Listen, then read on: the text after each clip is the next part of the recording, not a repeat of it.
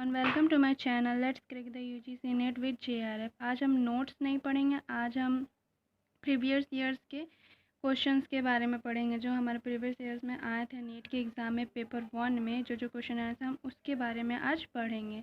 ठीक है, 2019 में हम लोग का एग्ज़ाम हुआ था, 20 और 21 तो थोड़ा कोरोना की वजह से हमारा एग्ज़ाम नहीं हो पाया था।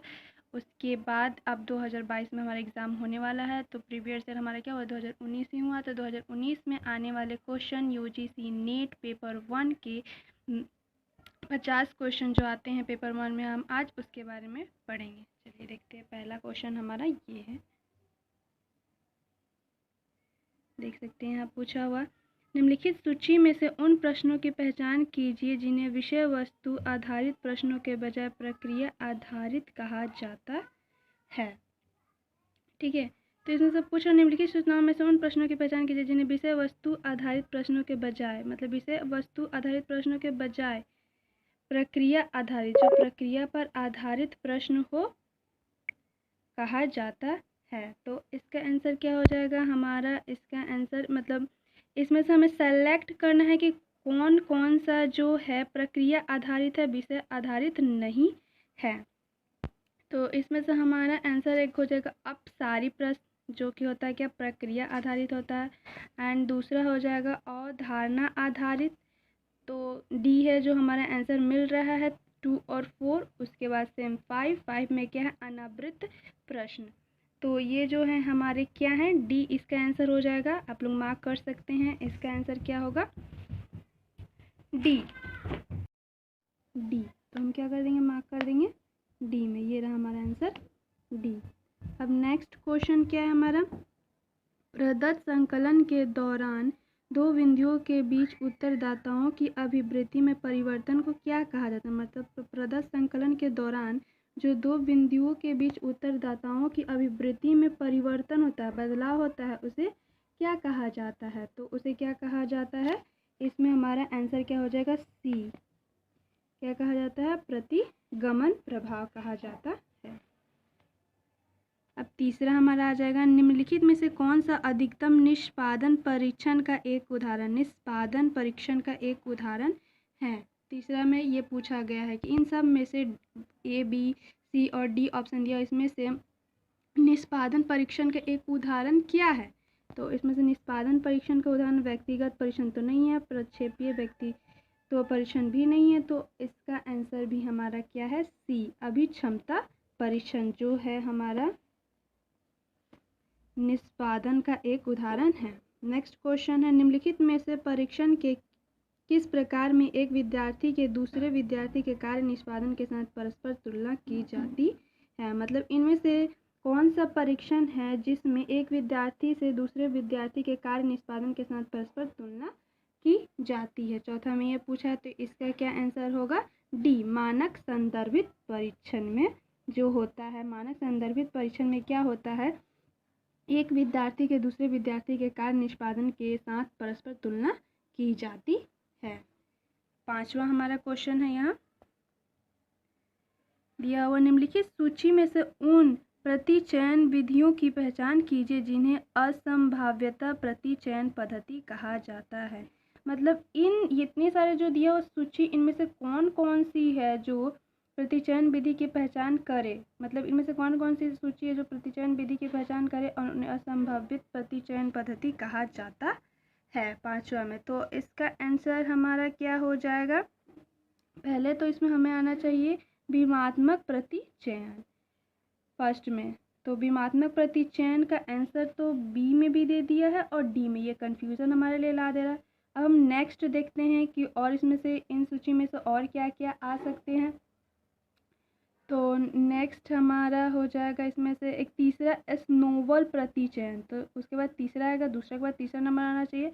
तो बी में जो है दूसरे के बाद चौथा दे दिया, लेकिन डी में जो है दूसरे के बाद तीसरा दिया हुआ है। तो इसका मतलब हमारा सही आंसर क्या होगा, डी, जिसमें पहले क्या आ जाएगा, विमात्मक प्रतिचयन, उसके बाद स्नोबॉल प्रतिचयन और उसके बाद आ गया है क्या, स्तरीकृत प्रतिचयन होगा। तो इसका सही ऑप्शन हमारा क्या होगा, डी।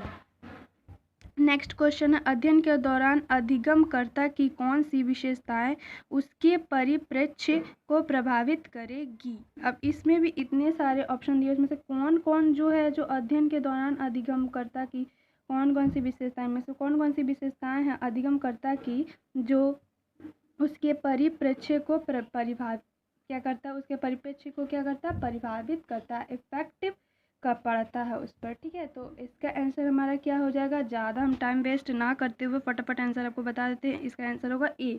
तो इसमें 1 भी आएगा और ए में क्या दिया हुआ 3 और 4।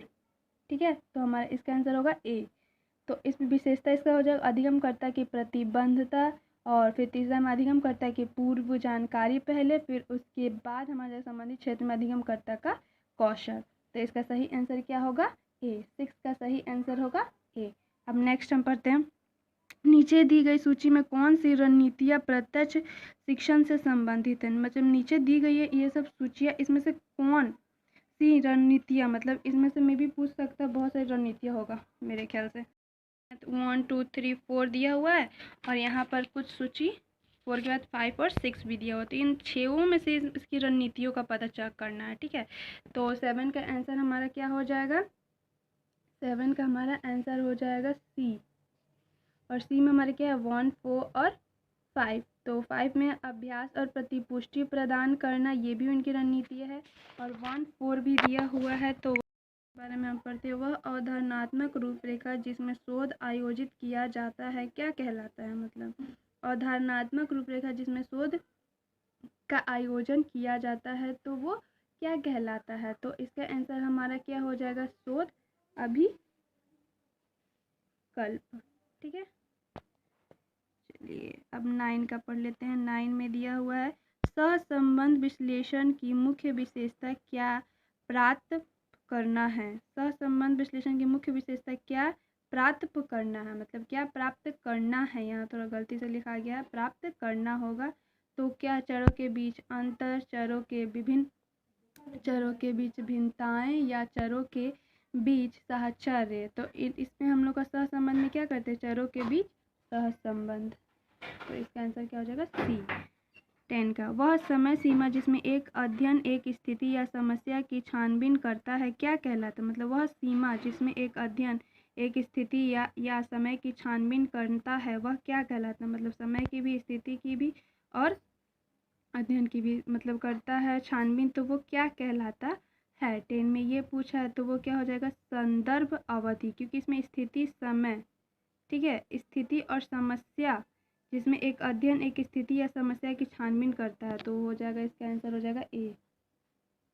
ठीक है, अब 11 का आंसर जो है हमें ये सब पूरा पढ़ के देना पड़ेगा। अब तो मैं आप लोगों के सामने ज़्यादा लंबा वीडियो नहीं कर सकती, तो ये सब तो पढ़ना बहुत ही मुश्किल है, इसे मैंने पहले से ही रीडिंग करके इसका आंसर सॉल्व कर लिया है। ठीक है, तो 11 का आंसर मैं आप लोगों को बता देती हूँ। यहाँ पूछा, अन्य तत्वों के साथ भू आकृति के लयन को विमान यात्री द्वारा किस पैमाने पर देखा जा सकता है। तो इसका आंसर क्या हो जाएगा, महाद्वीपीय पैमाने पर देखा जा सकता है। तो 11 का आंसर क्या हो जाएगा हमारा बी। इसका मैंने आंसर सर्च कर लिया पहले से ही, इसको पढ़ के, इसका जो यहाँ दिया हुआ था अपठित गद्यांश उनको पढ़ के। अब नेक्स्ट जो है 12 का आंसर हमें कैसे देना है, 12 का आंसर भी हमें ये अपठित गद्यांश पढ़ के ही देना है। बहुत लॉन्ग दिया हुआ, आप लोगों के सामने मैं नहीं पढ़ सकती, ज़्यादा लेट हो जाएगा, वीडियो बहुत ज़्यादा लॉन्ग हो जाएगा। सो इसका आंसर मैं पहले से ही सॉल्व कर चुकी हूँ पढ़कर। चलिए 12 का आंसर आप लोगों को बता देती हूँ। यहाँ पूछा है, किसी विमान यात्री द्वारा खिड़की के बाहर देखा गया दृश्य निम्नलिखित में से किससे प्रभावित होगा। मतलब यहाँ पूछा, किसी विमान यात्री, मतलब जो विमान में बैठे हैं वो यात्री में, विमान यात्री, और वो खिड़की से बाहर जो देख रहे हैं दृश्य वो किससे प्रभावित होगा। तो इसमें से क्या बताया गया है, इसमें ऑप्शन दे दिया आपका, प्रक्रिया, अभिरचना, मापनी और क्या है, लय केवल। तो इसका आंसर हमारा क्या हो जाएगा, सी, मापनी, क्योंकि वो माप रहा, देख रहा। तो इसका आंसर क्या हो जाएगा, हमारा 12 का आंसर हो जाएगा सी। अब नेक्स्ट 13 का भी जो आंसर दिया हुआ है 13 का मीन्स, तो उसका भी ये अपठित गद्यांश है, आप लोगों को मैं दिखा देती हूँ क्लोजली। आप लोग खुद से रीडिंग डाल के अगर चाहें तो रिवीजन बार बार अगर करना है आप लोग तो पढ़कर कर सकते हैं। सो देख सकते हैं आप लोग, ये दिया हुआ आप लोगों का 13 का अपठित गद्यांश और फिर इसका आंसर आपको इस क्वेश्चन को पढ़ के देना पड़ेगा। तो 13 का क्वेश्चन देख सकते हैं यहाँ क्या लिखा हुआ है। 13 में लिखा हुआ है भौतिक भूगोल में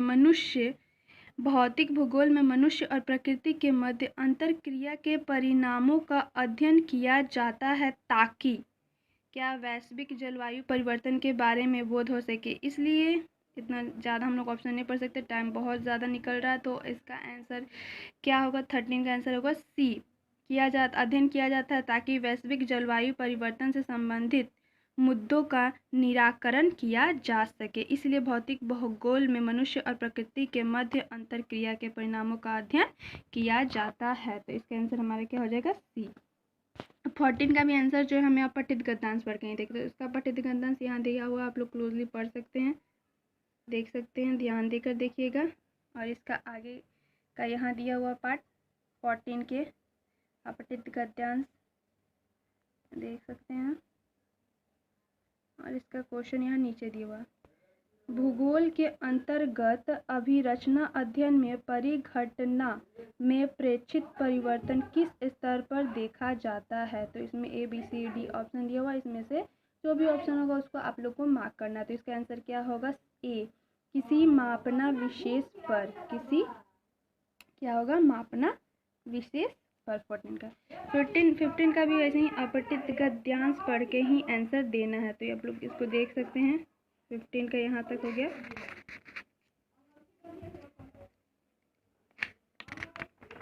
अब इससे आगे इधर दिया हुआ पढ़ सकते हैं, ठीक है। और 15 का क्वेश्चन यहाँ दिया, प्रकृति की कार्य प्रणाली के समय चक्र में उनके अपने स्वयं के डैश का पालन किया जाता है। तो किसका पालन किया जाता है, तो इसका आंसर 15 का क्या हो जाएगा, हमारा बी आंसर हो जाएगा। किसका पालन किया जाता है, लय का पालन किया जाता है। नेक्स्ट है एक, ये भी इसी अपठित गद्यांश से ही हमारा आंसर आएगा। तो देख सकते हैं, एक ग्राहक एक बैंक को लिखता है, कृपया मुझे अपने बैंक खाते में अपने लेन देन का एक बयान भेजें। ए, पिछले 3 महीनों में संचार के संदर्भ में यह कहा जाएगा, मतलब पिछले 3 महीने संचार के संदर्भ में ये क्या कहा जाएगा।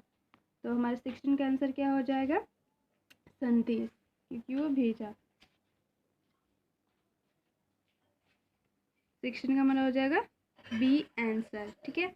अब नेक्स्ट 17, नीचे 2 कॉलम दिए गए, कॉलम ए और बी, कॉलम ए और कॉलम बी कॉलमों में सम्मिलित करें, मतलब कॉलम को मिलाएं, मतलब ऑडियो क्या होगा, विज्ञापन, इसमें से चारों ऑप्शन में से कौन से होंगे, इंटरनेट के सामने कौन सा ऑप्शन आएगा, समाचार पत्र, ये उल्टा पुल्टा दिया, हम लोग को क्या करना है, इसे अरेंज किया दिया, यहाँ सूची दिया हुआ, इसमें से बताना है कौन सा आंसर सही है, मतलब कौन सा जो अरेंजमेंट है वो सही है, ठीक है। तो 17 का हमारा आंसर क्या हो जाएगा, सी, मतलब C4। ए का क्या होगा, 4, ऑडियो मीन्स आवृत्ति का उतार चढ़ाव, ठीक है। और 3, उसके बाद इसके अरेंजमेंट में आ जाएगा 3, मतलब बी में क्या आएगा, 3, बी का क्या है, विज्ञापन, तो ये क्या आएगा, गैर व्यक्तिगत संचार, विज्ञापन के थ्रू गैर व्यक्तिगत संचार आ जाएगा। कॉलम बी के अंतर्गत ये तीसरा में मिलेगा। फिर उसके बाद सी जो है क्या हो जाएगा, 1, इंटरनेट, मतलब बैंडविड्थ। नेक्स्ट है हमारा संचार के संदर्भ में सामान्य अनुगमन है, संचार के संदर्भ में सामान्य अनुगमन है, मतलब ये दिया हुआ है, सोचिए इसमें से कौन सा में सामान्य अनुगम। तो 18 का आंसर हमारा क्या है, सी, पहले संचार, फिर भाषा, फिर सोसाइटी, फिर सभ्यता। नेक्स्ट क्वेश्चन हमारा 19 में क्या दिया हुआ, निम्नलिखित तर्क में उसके आधार की पहचान कीजिए। कक्षा शिक्षण का पूर्व सक्रियात्मक चरण उतना ही महत्वपूर्ण होता है जितना संप्रेषण की पूर्व अधिगम तैयारी का चरण। तो ये किसके अंतर्गत आ जाता है, मतलब परिकल्पनात्मक, निगमनात्मक, आगमनात्मक या सादृश्यात्मक कहलाता है। तो ये इसका आंसर क्या हो जाएगा, डी, ये क्या कहलाता है, सादृश्यात्मक के अंतर्गत ये सब तैयारियां आ जाते हैं। 20 का आंसर 35 प्राप्तांकों का औसत 18 है, मतलब 35 प्राप्तांकों का औसत क्या 18, इनके प्रथम 17 का औसत 14 और अंतिम 17 का औसत 20 है। तो इसका इसमें से ऑप्शन टोटल क्या होगा? तो 20 का हमारा आंसर क्या हो जाएगा 56।